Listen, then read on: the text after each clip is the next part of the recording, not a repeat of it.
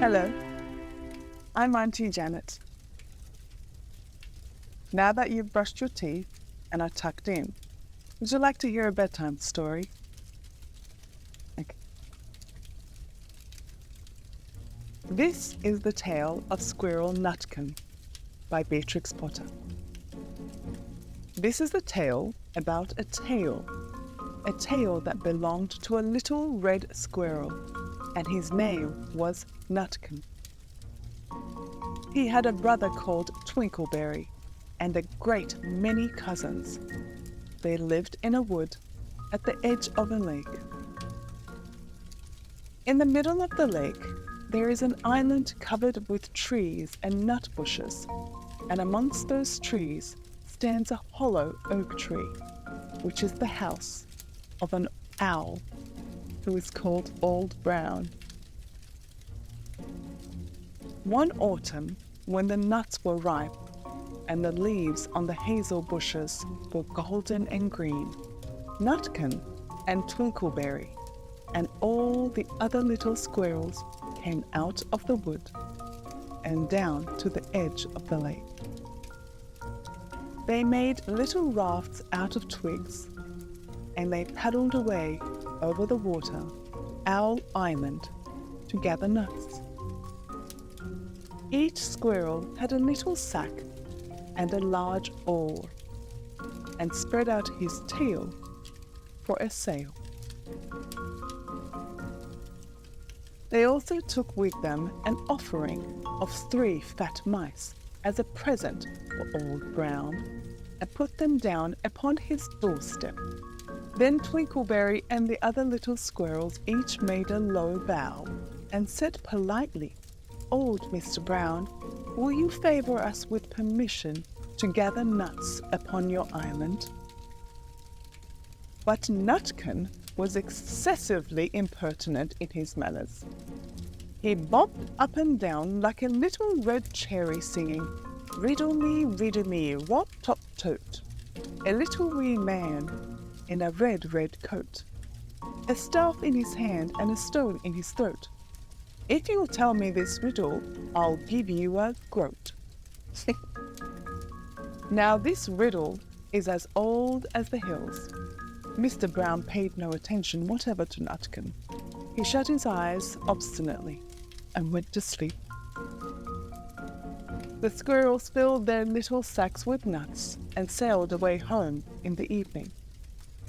But next morning, they all came back again to Owl Island, and Twinkleberry and the others brought a fine fat mole and laid it on the stone in front of Old Brown's doorway and said, "Mr. Brown, will you favor us with your gracious permission to gather some more nuts?"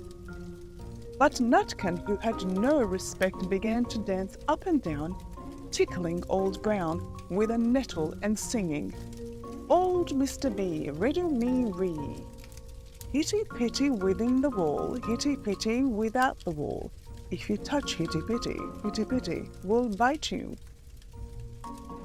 Mr. Brown woke up suddenly and carried the mole into his house.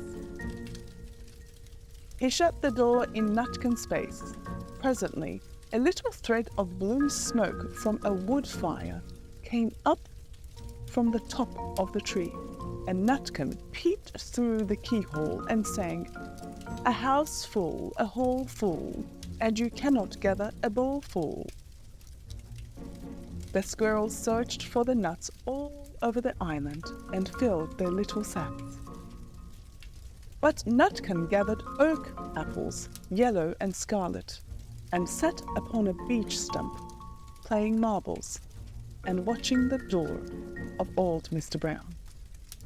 On the 3rd day, the squirrels got up very early and went fishing. They caught 7 fat minnows as a present for Old Brown. They paddled over the lake and landed under a crooked chestnut tree on Owl Island. Twinkleberry and 6 other little squirrels each carried a fat minnow, but Nutkin, who had no nice manners, brought no present at all. He ran in, singing, The man in the wilderness said to me, how many strawberries grow in the seed? I answered him as I thought good, as many red herrings as grow in the wood.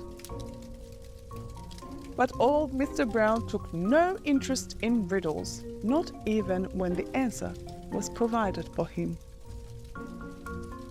On the fourth day, the squirrels brought a present of 6 fat beetles, which were as good as plums in plum pudding for Old Brown.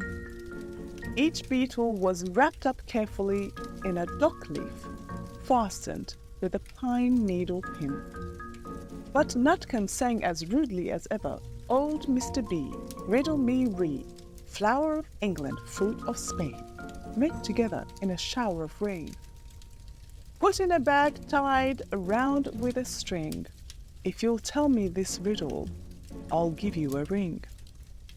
Which was ridiculous of Nutkin because he had not got any ring to give to Old Brown. The other squirrels hunted up and down the nut bushes, but Nutkin gathered robins' pincushions off a briar bush and stuck them full of pine needle pins. On the 5th day, the squirrels brought a present of wild honey.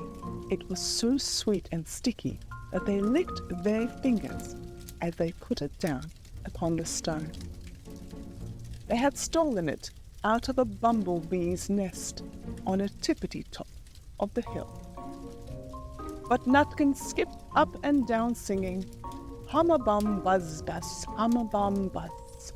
As I went over tipple time, I met a flock of bonny swine, some yellow-nacked, some yellow-backed.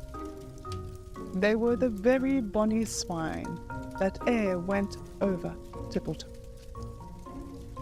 Old Mr. Brown turned up his eyes in disgust at the impertinence of Nutkin, but he ate up the honey. The squirrels filled their little sacks with nuts, but Nutkin sat upon a big flat rock and played ninepins with a crab apple and green fir cones. On the 6th day, which was Saturday, the squirrels came again for the last time. They brought a new laid egg in a little rush basket as a last parting present for Old Brown. But Nutkin ran in front laughing and shouting, Humpty Dumpty lies in the bed, with a white counterpane round his neck. 40 doctors and 40 wrights cannot put Humpty Dumpty to rights. Now old Mr. Brown took an interest in eggs. He opened one eye and shut it again, but still he did not speak. Nutkin became more and more impertinent. Old Mr. B, old Mr. B, hickamore, hackamore on the king's kitchen door. All the king's horses and all the king's men couldn't drive hickamore, hackamore off the king's kitchen door. Nutkin danced up and down like a sunbeam, but still Old Brown said nothing at all. Nutkin began again. Arthur O'Bower has broken his band. He comes roaring up the land. The King of Scots, with all his power, cannot turn Arthur of the Bower.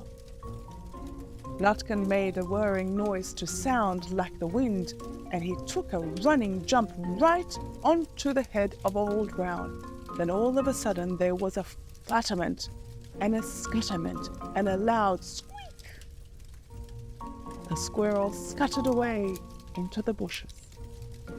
When they came back very cautiously, peeping round the tree, there was Old Brown sitting on his doorstep, quite still, with his eyes closed, as if nothing had happened. But Nutkin was in his waistcoat pocket. This looks like the end of the story, but it isn't. This looks like the end of the story, but it isn't. Old Brown carried Nutkin into his house and held him up by the tail, intending to skin him. But Nutkin pulled so very hard that his tail broke in two, and he dashed up the staircase and escaped out of the attic window. And to this day, if you meet Nutkin up a tree and ask him a riddle, he will throw sticks at you and stamp his feet and scold and shout.